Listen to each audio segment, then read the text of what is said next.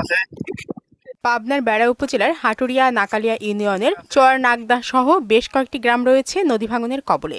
ইতিমধ্যেই চরসারাশি ও চর নাগদাহ গ্রামের ভাঙন কবলিত মানুষগুলো অন্যত্র চলে যাচ্ছে। নতুন ভারেঙ্গা ইউনিয়নের নেওলাইপাড়া গ্রামের ফসলি জমি ভেঙে বিলীন হচ্ছে নদীতে। নদীটা ছিল অনেক ফাঁকে, সেখান থেকে ভাঙতে ভাঙতে এই পর্যন্ত চলে আমাদের গরুস্থানটা পাওয়া আর কি। এই গরুস্থানটা পাওয়াটা আবার গ্রামগুলো ঝুঁকিপূর্ণ। এমতো অবস্থায় আমরা হুমকির মুখে আছি, চরম আতঙ্কের মধ্যে আছি। বসবাসের শেষ সম্বল হারিয়ে নিঃস্ব জীবনযাপন করছে অনেক পরিবার। পানি উন্নয়ন বোর্ড থেকে এ বিষয়ে কোনো পদক্ষেপ নেওয়া হচ্ছে না বলে অভিযোগ স্থানীয়দের। বিশেষ করে দায়িত্ব আমাদের গ্রামের জন্যও এবং আমার এই কবরস্থানের জন্য। নদী রোধ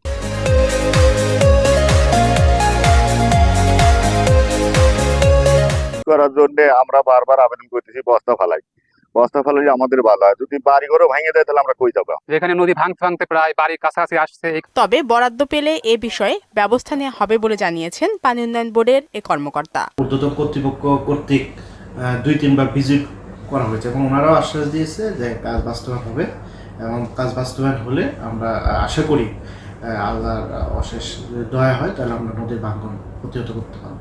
ভাঙন রোধে কর্তৃপক্ষ দ্রুত পদক্ষেপ নিবে এমন প্রত্যাশা ভাঙন কবলিতদের।